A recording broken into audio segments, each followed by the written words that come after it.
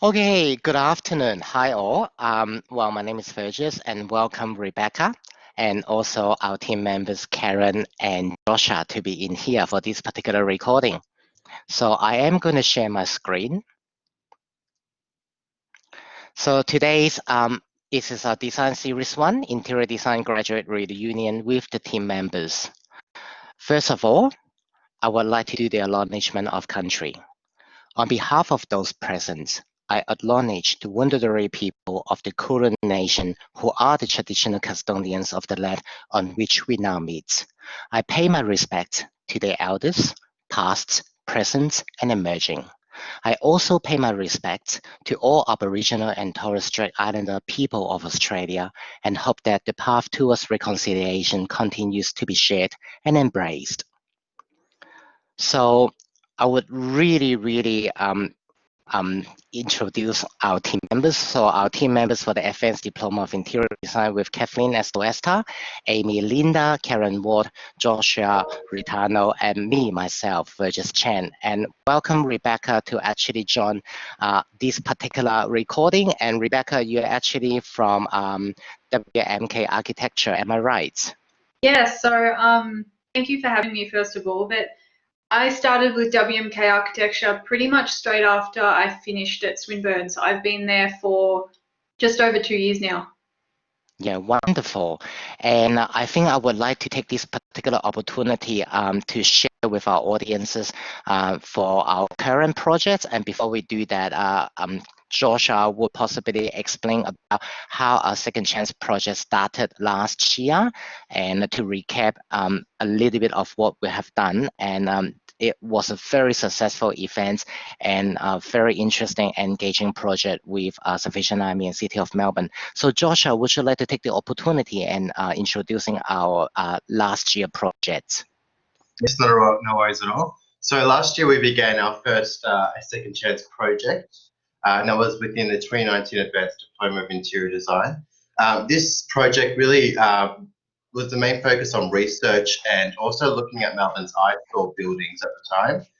And this included 4 sites, which was the Duke of Kent, Job Warehouse, also Anti-Cancer Council building, and the Sir Charles Hotham Hotel.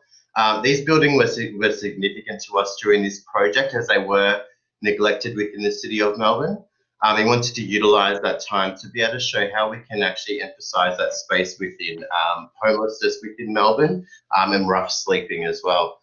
During this time, we went through social media aspects where we promoted the project as well as an exhibition at the end of the semester where the students were able to share their process with industry guests as well as the Deputy Lord Mayor of Melbourne, Aaron Wood, and also Major Brendan Noddle, from the Salvation Army. So overall, it was a really great success and it worked out really well. And I think it made everyone think, which is something that we really wanted to portray within this project during that year. Yeah, thanks, Josh. And Karen, I remember last year when we were really running that, and towards the end of the exhibition. Last year we actually did not have the pandemic, and then we can actually hold the actual exhibition on site at Swinburne University on campus. And you are actually teaching Design Global Trend, and you are still teaching the Design Global Trend. Am I right? Yes. Yeah. So yeah, you are. And then and this year you actually add on to another unit and also another collaboration project, which is select and monitor contractors. Would you able to share a little bit of your insights and your teaching experience with that? Yes, certainly. I'd love to. I didn't teach particularly this unit last year, and I think it has been a real added unit building on what we did last year of Second Chance, and very much thankful to Virgis for really setting this up. And it's about a real life collaboration, albeit within the university, that our interior design students had to engage individually.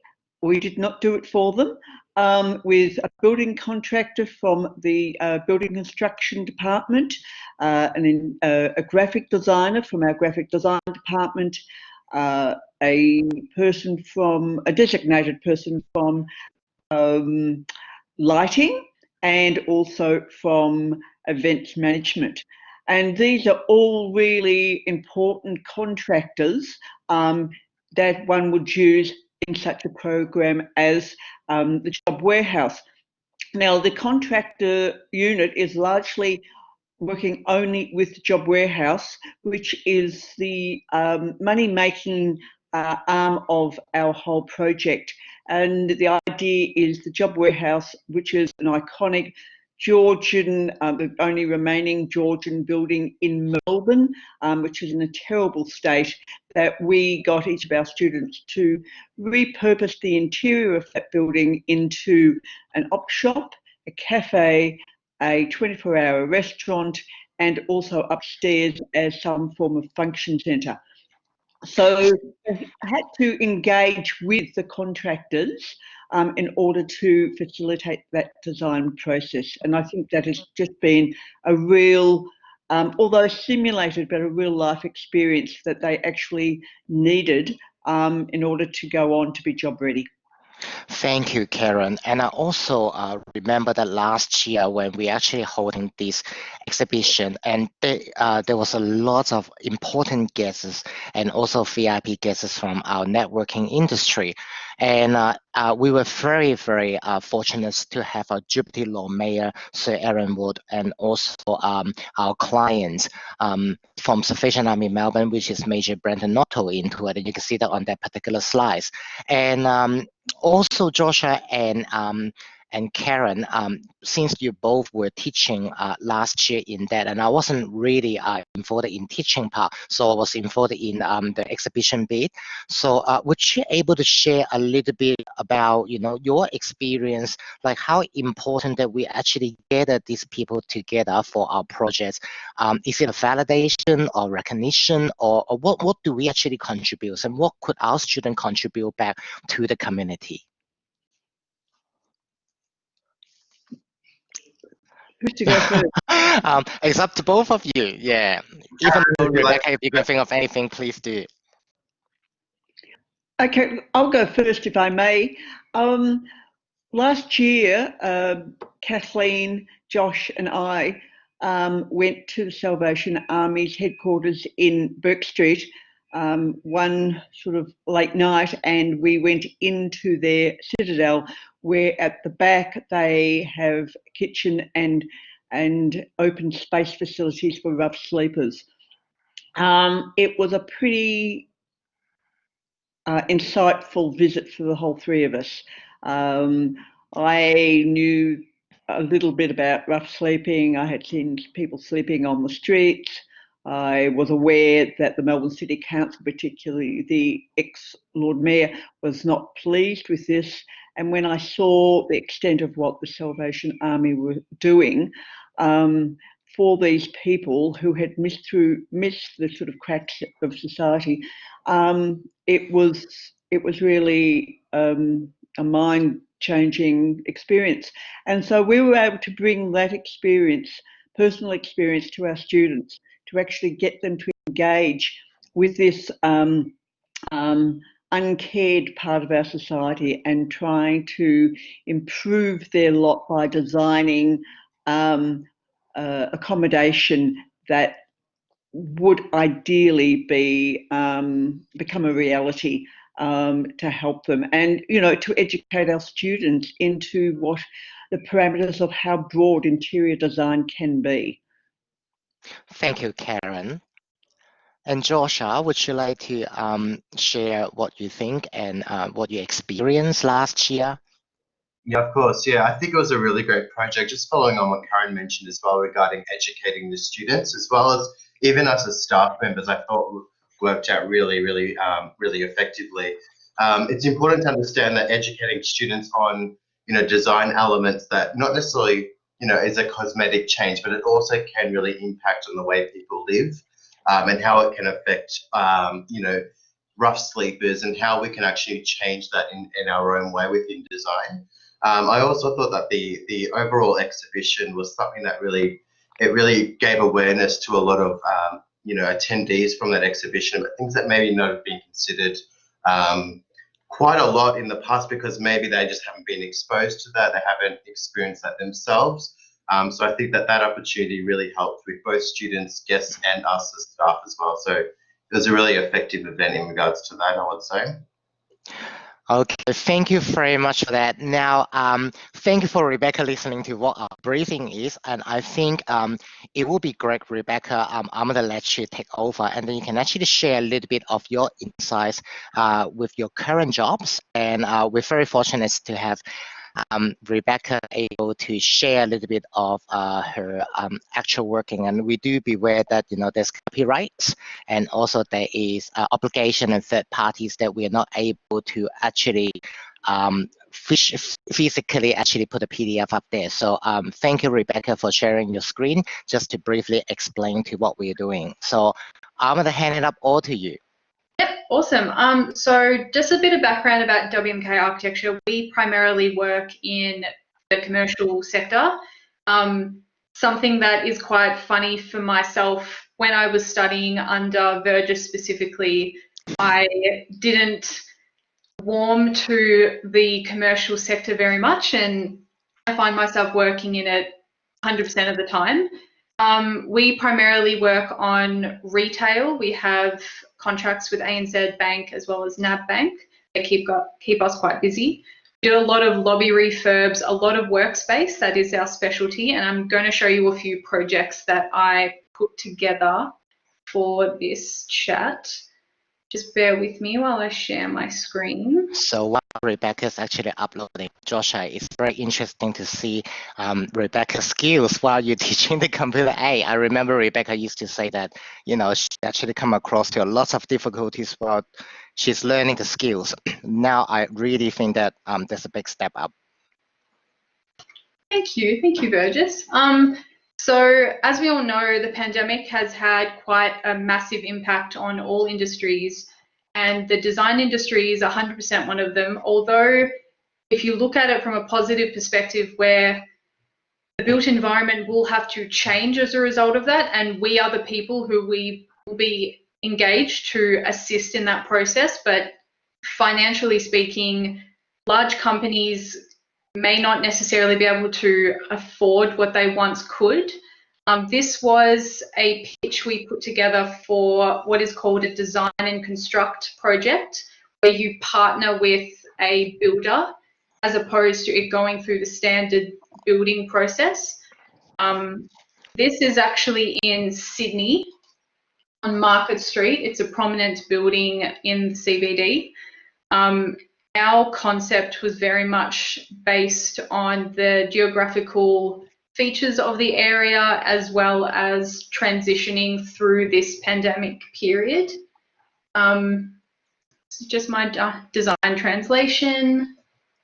And this is what the floor plan looked like. So it's difficult to explain, but a lot of the design responses in terms of the space planning as well as the finishes, pretty much everything is as COVID friendly as we can possibly make it, in regards to having larger spaces in the breakout area, dual kitchens. This is just something pretty I thought I could show everyone. This is the extent of the amount of detail that we have to go through in these sort of pitches to be able to win the job, because unfortunately at the moment it is incredibly competitive. Everyone's working so much to win these jobs out there. These are just some of the renders that we put together. That's the waiting concierge area as soon as you walk in through the lift lobby. Sorry to interrupt, Rebecca. Is that did in Revit? No, so we use SketchUp. You SketchUp for that one then? Yeah, so in our studio, we use SketchUp to do primarily the conceptual work, just because it's a lot quicker, and that way it's quicker, so it's more profitable at the end of the day. And then we document in Revit. Okay. Yeah. Yeah. We were able to up this was a scramble, admittedly. We whipped this up in a day. It was very, very stressful. Just jumping back to pre-COVID, this was another workspace that we put together for the Water Ombudsman of Victoria. This is actually currently shortlisted in the IDEA Awards, which is really exciting. Oh, congratulations on that. Yeah, thank you. So this is a government workspace, and the employees spend their days receiving complaint phone calls pretty much from the general public. So it's not a necessarily very enjoyable job. It has a lot of negative connotations to it and a lot of stress. So our concept behind it was to have it reminiscent of the Riverwalk in the Victorian outback and bring a sense of calm and wellness to the space. This is typically what a floor plan looks like for us. So this is the amount of work that we put into something that we've actually won, whereas previously that was a pitch. So I worked on developing the finishes palette for this, as well as the entire specification process. Admittedly, I did not do these renders. I will not make claim to these. Just conscious of time, let's flip through these.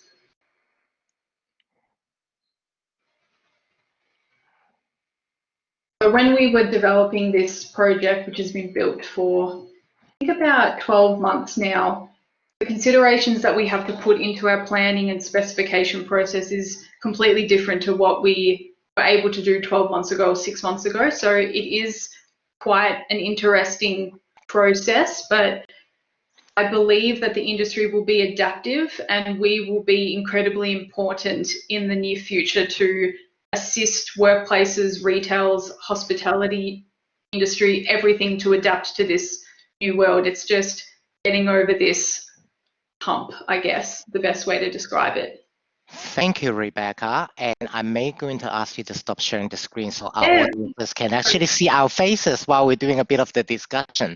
So it's very informative. And I also feel like, Rebecca, there's a few questions that I would like to ask you. You know, I'm not going to claim any, any credit or anything from it, but I honestly can see that, there's a little bit of virgins kind of in there. It's interesting when you mentioned that in the beginning. I'm going to tell all the audiences.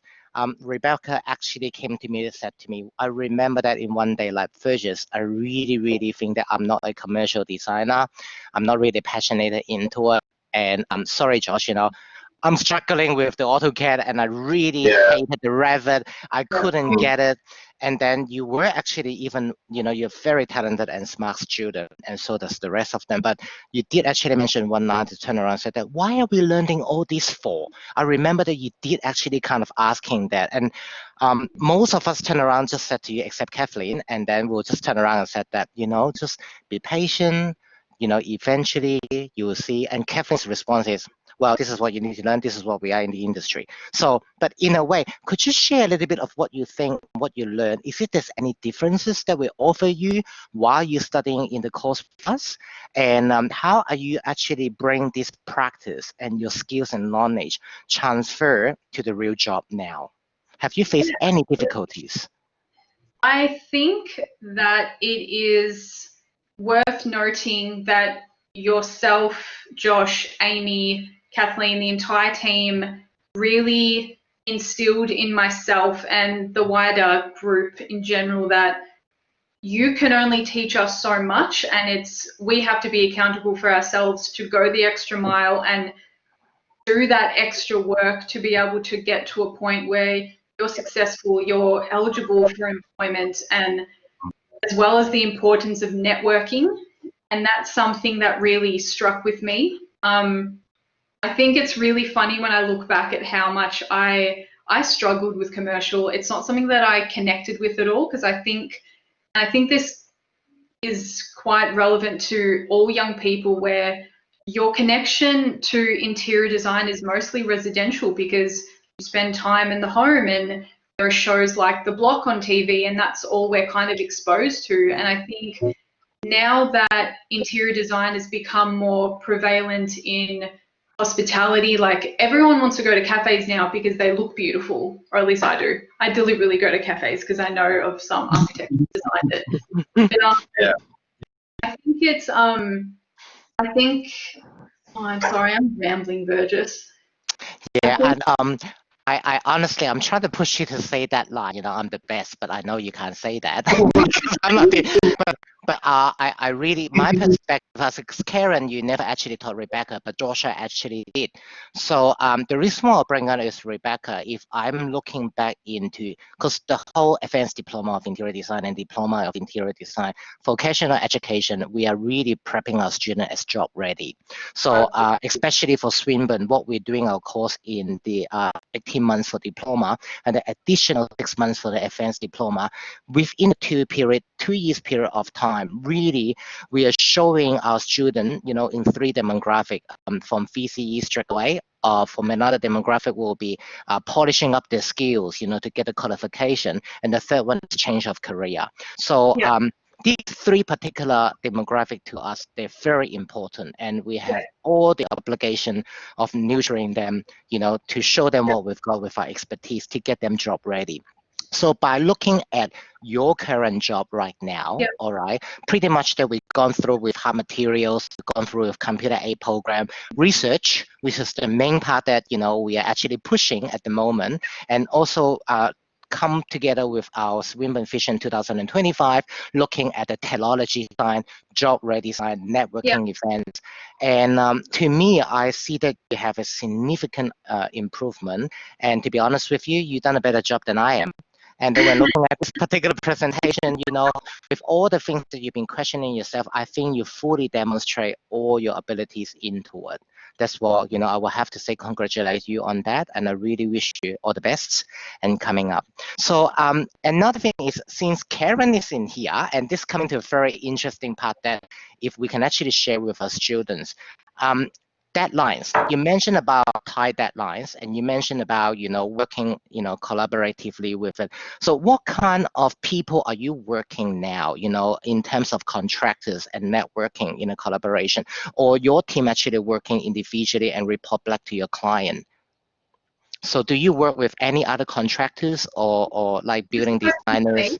Yes, I'm referring to you. I'm sorry. So our process is, once a project goes live, there's at least 2 people on a job.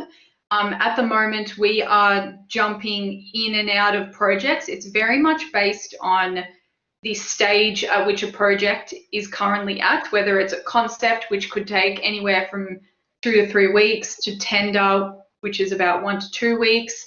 From stage to stage, you could have anywhere from 1 person to 4 people. It's definitely collaborative. We are constantly talking to one another. I would say that something that I actually wasn't aware of was the importance of services engineers talking with the hydraulic engineer and all of that super boring but really important stuff that is integral to your design, because without the engineering component, you're not going to actually get anything working. It's incredibly important to be as pleasant and as serviceable to the contractors as possible. We talk mostly with the actual builders per se throughout the construction phase. We could be on the phone to them every single day. Emails, like RFIs, and it makes a huge difference when, let's face it, not all builders are good, and some of them think that you're a designer and you don't know anything, when that's not the case. You're literally documenting this, so you know exactly what you're doing.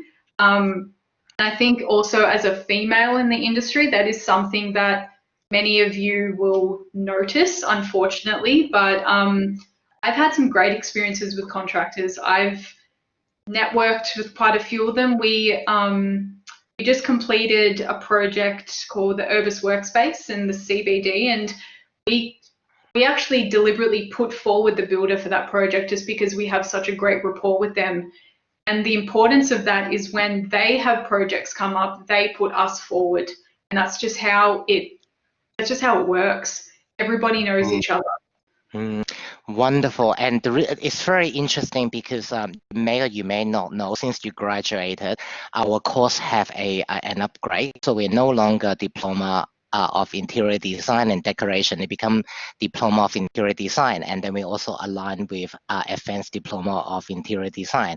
And we actually this year, our team members have taken this particular issue in consideration, how important to work with contractors. That's why we have created and selected one of the unit that Karen's currently doing the project lead. And then Karen's actually explained that, we're trying to practice this particular collaboration with building designer team, graphic designer teams, and so forth, to allow our student at this particular time being to really get using comfortable and understand the significance and importance of working with others. So when they are actually in the real workforce, they will feel like they have been practiced. And another things that, it's just actually in my train of thought, would you mind to tell us, because as far as I know, and I still remember the time that you quietly came to me while we are actually doing the networking interview on site at Swinburne, and showing your portfolio, and you were very nervous, but you've done a terrific job, and you kind of said to me, Fergus, I got an offer under the table. And so can you share a little bit of your experience about when we're doing the exhibition, then we're putting the networking, then we actually invite all our industry guests together, which is Amy Linda was taking the lead, connecting all of those. And at that time, Karen wasn't actually in that, but Kathleen and Joshua was in that as well. And I was part of it. I was doing the MC as now I was. So I've seen everything. I've seen the action, but I didn't hear anything. So would you mind to just share about your experience about sitting on that particular mock-up interviews, and how did you feel at that time? And how did you get the job offer? I never actually have a chance to ask you for that. To be honest, I hate public speaking and I hate presenting, all of that. So walking into that interview, I was so incredibly nervous, and I met some amazing people, as well as my current boss, Ben. I met Grazia from Grazia & Co., which was so amazing because we love her product. But I had a bit of a nightmare experience because remember, the power went out, or there was a fire drill, and my interview was cut short after I was getting all this amazing feedback. And the little networker that I was, I beelined for Ben because I knew that he worked at a small firm. There was another really lovely girl from Woods Bagot who seemed quite keen, and I'm not a big firm person. I'm just that way inclined, and I beelined for Ben, and I just strike up a conversation with him, and we spoke for about 15 minutes as we waited for the fire drill to end. And then when we were having drinks together, he gave me his card, and I'm a bit of a nerd. I still have that business card. It's a bit crinkled, but I've got it. I think it's just important for me. It's important to be yourself, but maintain a sense of professionalism, but try to engage with that person on a human level, because that way, at the end of the day, we're designers, we're not lawyers. We have personalities, and the whole industry is based on that. So that's what my experience was. It was wholly positive, and Ben actually lives around the corner from me. It's really funny, and we're like great mates. And are you still keep in touch with, well, obviously you keep in touch with us, and are you still keep in touch with your past, workmates or your teammates at Swinburne? Are you still getting in touch? I have been in touch with Sam, who I adore. She has gone in a completely different direction to me. I guess she's incredibly creative and has her hands in so many different pots. I don't know what that saying is, but she's actually done 3 private homes as like a D&C project herself, all through word of mouth. She also works at a showroom where builders have a contract and they go in and pretty much select everything. She does photography. Yeah, she's amazing. She's been so busy at the moment. We haven't really spoken much, apart from the other day. But yeah, like apart from that, admittedly not really. Sam and I kind of connected really well because we were both a bit older than everybody else, and we both from the same social background, I guess. So we kind of not with anyone else. Sorry. Wonderful. Yeah, and I think, thank you, Rebecca. I think, you know, you have shared quite a lot of inside news with us. And I would like you to remain in this particular platform because we are going to brief you our current project as Second Chance for this year. There will be slightly changes adapted to what our situation is. You know that what we're trying to do is we always bring the current industry project and the current situation back to us so our students can actually practice with what we are.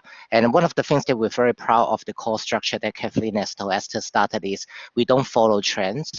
We're actually ahead with them. So when the designers actually finish, and I do call our student designers because they are designers. So when our designers actually finish with us, they are more than ready, you know, to actually take on any challenges. So I'm going to share this one back with Josh. And Joshua, if you would like to explain this year our Second Chance project, the differences and any changes. Thanks. Yep, no problem. Yep. So this year we've just to continue on with the Second Chance concept. Instead of the iStores of Melbourne, we decided to take a different approach in regards to deinstitutionalizing institutions. And the concept behind that is basically looking at buildings within Melbourne that are a sense of institution. And what I mean by that is a place where it's quite strictly business and where we can kind of utilize that space for working with within rough sleepers within Melbourne. So what we aimed to do to begin with was our objective was mainly the vulnerability in the community of Melbourne. And it was basically aimed at a social study that explores the idea of repurposing some of Melbourne's iconic buildings into temporary accommodation for the most vulnerable in the community. So there will be a little bit of a process behind this specific project, and that begins with a feasibility study. I'll come back to this screen in a moment. So the outcome will be a comprehensive feasibility study that will include a business model for the sustainability of the project. This will be presented within a portfolio, and this will be presented within the end of year interactive virtual exhibition that's going to be hosted. Just going back a page, we've got thoughts to ponder, and this includes homelessness that can happen to anyone at any point in their lives. We define homelessness as a lack of one or more of the elements that represent home. This can also represent shelter as well. So it's important to understand what's occurring within Melbourne, and especially at this stage now where we are facing COVID, a COVID normal. And this has changed a lot of people's lives all over the world, but also within Melbourne, and that's what we want to focus on at this stage within this project. So a part of the project, we've got our client that will be the Salvation Army, and this is also reflection of last year's exhibition as well, or project. And the Salvation Army is here to support the most vulnerable within the community. And as Karen mentioned earlier as well, we visited the Salvation Army in Melbourne CBD last year to really get an understanding of what is occurring within the actual Salvation Army and how we can do our best to support that community. So this year's the allocated site include the Walk Arcade, the Melbourne Exhibition Centre, and also the Intercontinental Hotel. So as I mentioned, we are working on creating temporary structures within these spaces. So not something that's a permanently within that space, but something that can be transitioned in and out as needed. And the students have really focused a lot this within all units really about how we can implement areas that are temporary for users within those spaces. The sites that we're working on this year specifically are quite large scale. So it's all about us allocating that area for students to be able to implement those temporary uses within those sites. Each site has separate users. For the Walk Arcade, the users are adult females and male. Female youth under 18, and this also is allowed pets within that space. So the students that are allocated to this area are all doing a lot of research and again disability study in regards to what's needed for this specific user and how it's going to work specifically within their site that they've been out of the Walk Arcade. The next we've got is the Exhibition Centre.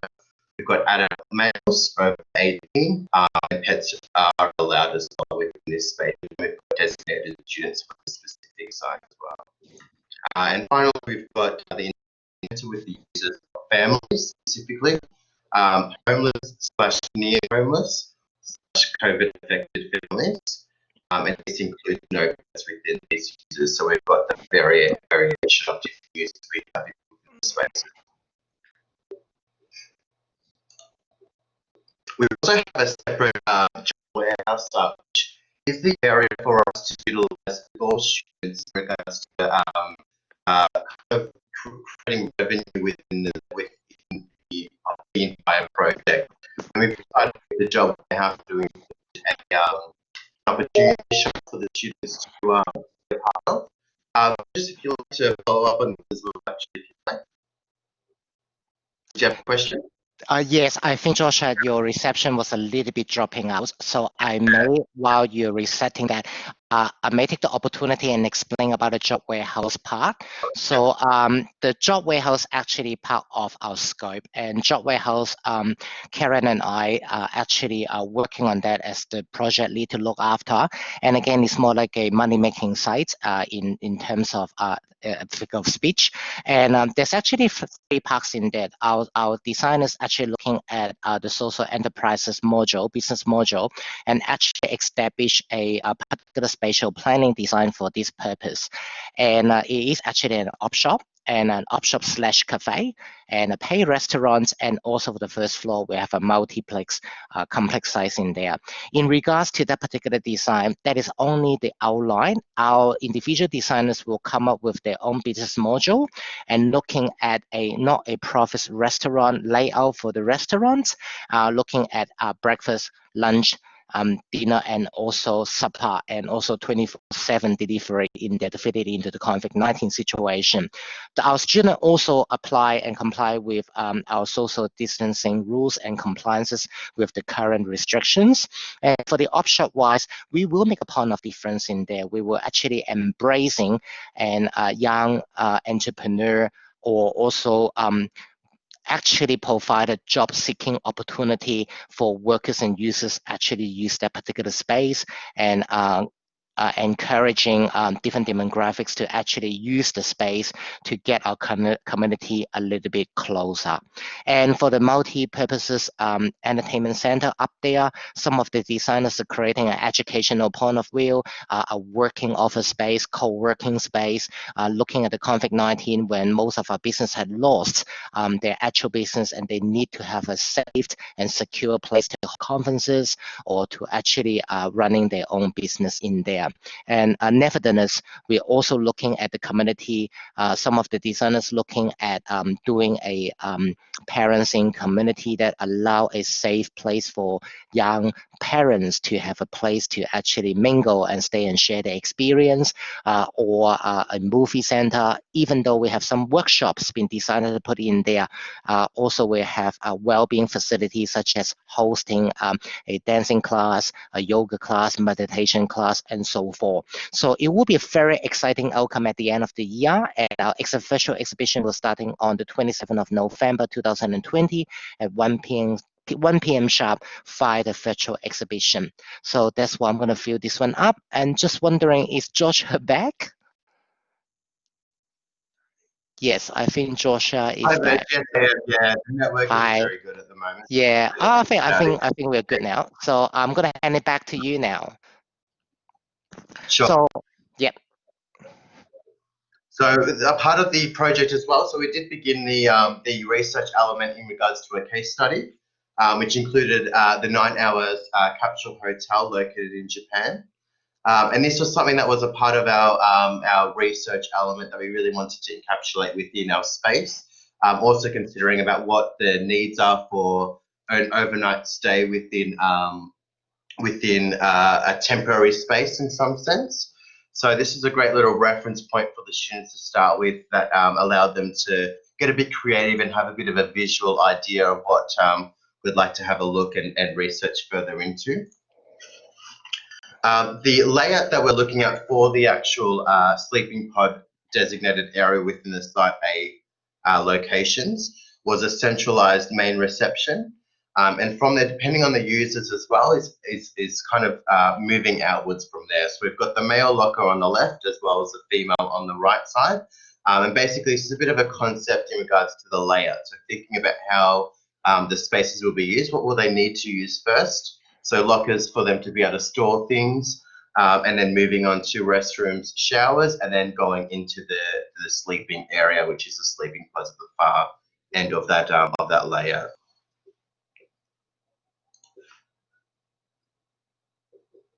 Couple of assessments here. That was a part of the unit outline for all units this semester. And then so we've got 4 phases. So the first phase we were looking at was research, which was solely during weeks 1 to 4. The preliminary design phase or the concept phase, where we look through how we're going to implement our research within the design element of our spaces. Then going on to documentation. And then finally ending with the exhibition, which is, as Burgess mentioned, the 29th of November at 1 p.m. Josh, may I able to actually share some additional information about this particular Yeah, research and timeline? Yeah, So yeah. I may just share that. So Josh and I actually come up with a particular project phases, and I did actually depends on what Josh did. So Josh, if you can explain this forward, then I may possibly introduce to our audiences about using the indigenous methodologies, how we actually converge these 2 ideas together. So, Sorry, say it again. Sorry. So Josh, you got your Sorry. 4 cycles in here. Would you mind to share that with our audiences, how that works? Yeah, The cool. So research the design. design. Yeah, sorry about that. So the design phases we went through is initially beginning with the research phase. Burgess, if you do want to mention about the Indigenous aspect of this as well, which I thought was really, really great to incorporate within this area. Yep, Yeah. there we go.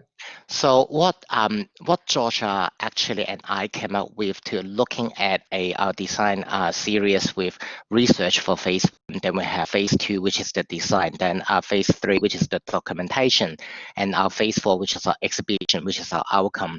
And this year we have we wouldn't say the word implement, but we actually use and introduce a methodology created by our Mundani Tuberculosis Centers, Vicky Peters, in our Indigenous team that really combining the gathering knowledge in our phase 1 for research in the Indigenous language, and also the yarning circle for our design, which is what we're having now as a virtual yarning circle to actually gather those information.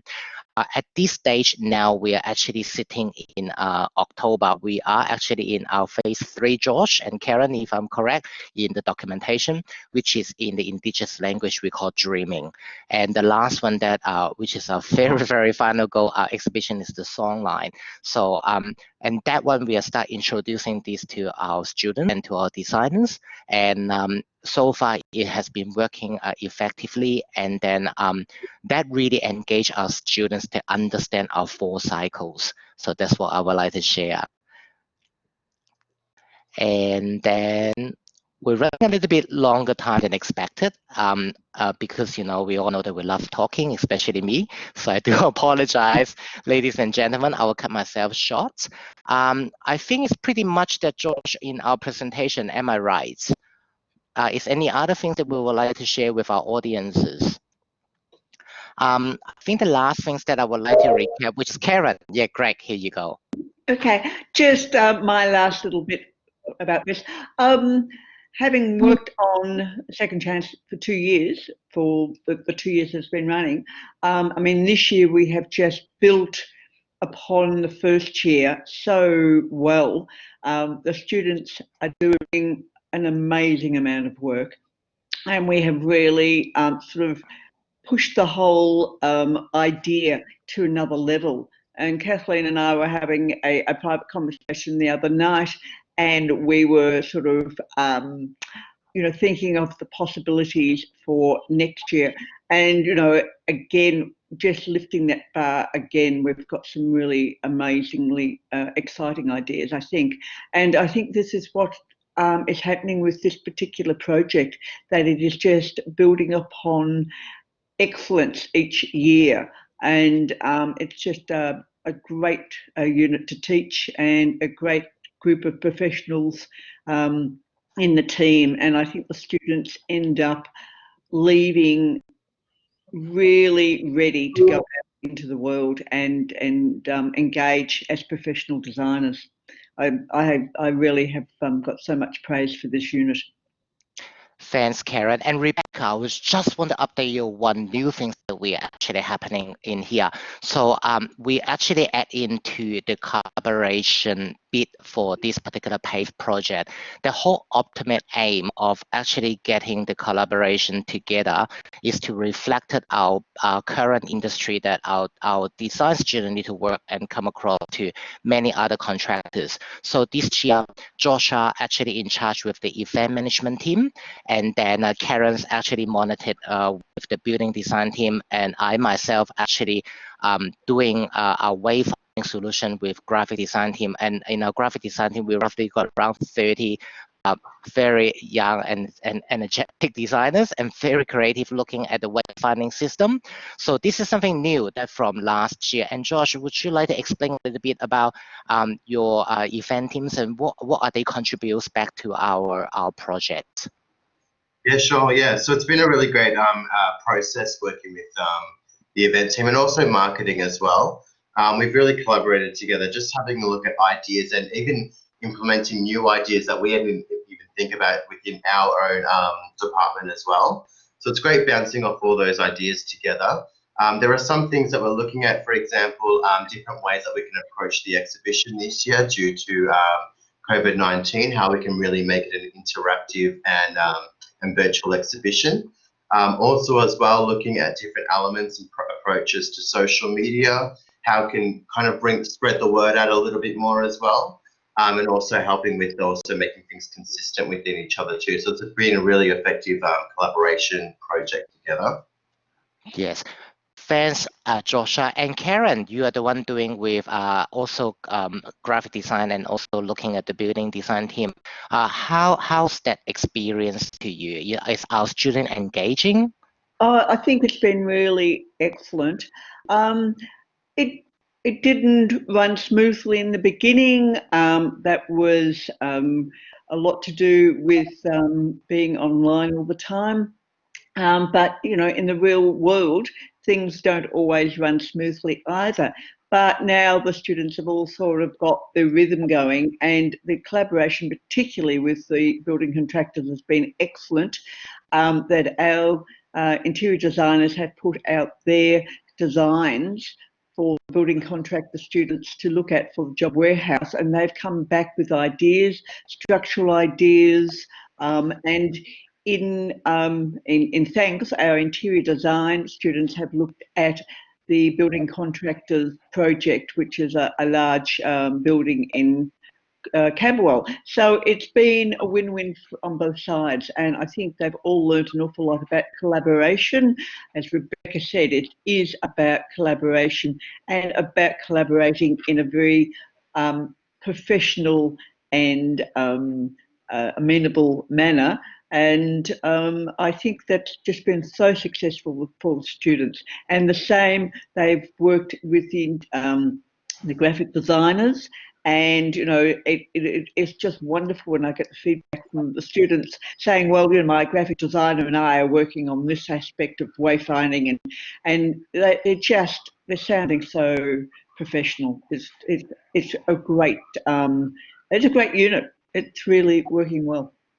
Thank you, Karen. I would also like to take the opportunity to say thank you to Simona, our Director of Business Design, Media and ICT, and also our Design Manager, Mark Boyle, for their ongoing support for this particular project. And extended my gratitude to Professor Andrew Guston with the reconciliation and acknowledgement for the Indigenous art and culture, and also lecturer and manager from Victor Peters, and also Uncle Matthew as well. So back to our phases, and to round it all up in there, Rebecca, there's a few things that I would like to actually also update you that at the moment we are, you know, you're the first one to know that besides us, that I am setting up creating a mentor and mentee program on the networking that is actually bring our past graduates together and then to build our network.